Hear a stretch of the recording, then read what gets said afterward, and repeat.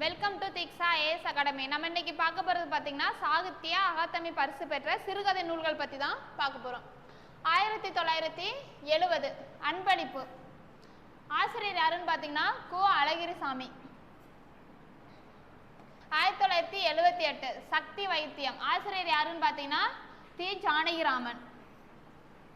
1987 முதலில் இரவு வரும்.